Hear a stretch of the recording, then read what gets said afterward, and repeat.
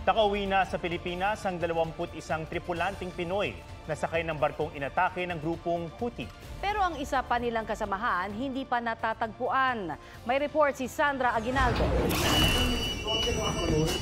Hawak ng lalaki niyan ang baril habang umaalingaw ang alarm sa loob ng MV Tutor. Nagkalat sa sahig ang ilang gamit at bahagi ng nasirang kisame. Sa ulat ng Reuters, pag-atake yan ng grupong Houthi sa MV Tutor sa Red Sea noong June 12. 22 Pinoy ang sakay ng barko.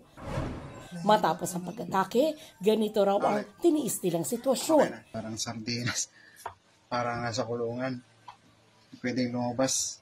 Paglipas na 5 araw, nakauwi sa Pilipinas ang 21 Pinoy. Nakauwi man, di tuluyang makapagdiwang ang mga nakaligtas na Pinoy dahil may isa pa silang kasamahang nawawala. Kwento ng kapitan ng barko, gumamit ng bangkang pangisda ang mga Houthi para pasabugin ang kanilang barko na noon ay may dalang coal patungong India. May dami po na 2 tao na ang alam namin is fishing boat kasi may tao. Hindi naman pwedeng basta barilin ng mga armed guard namin yan kung tao. Kasi pagdikit po sa barko, yun po, sumabog na po. Yun po. So, ganun po kabilis ang pangyayari. Makalipas ang ilang oras, binulabog sila ng isa pang pagsabog. Yung sumunod po na pagsabog is around 1300. By attack by drone naman sa kabilang side po ng barko. Hindi po kami nakapag-investigate doon kasi hindi po namin alam ang kalaban namin. Galing po ba sa tubig o galing sa hangin?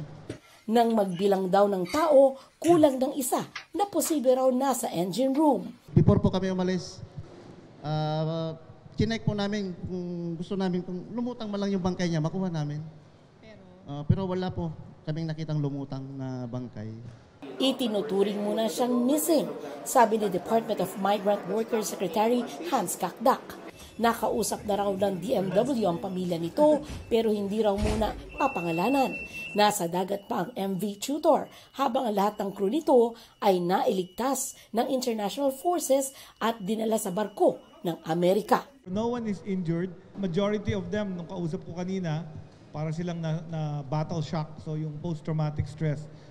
On behalf of my crew, papasalamat po ako sa kapal. Sa ngay po ng gobyerno.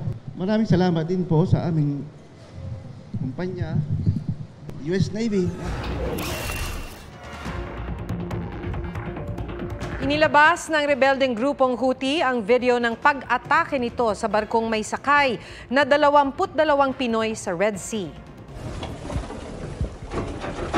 Pinasabugan ng missile ang MV Tutor noong June 12. Gumamit din daw ang mga rebelde ng remote-controlled na bangka na may mga pampasabog. Kinumpirma ng Department of Migrant Workers o DMW na lumubog ang barko. Nakaligtas ang 21 Pilipino at nakauwi noong Lunes. Pero isang Pinoy pa ang nawawala.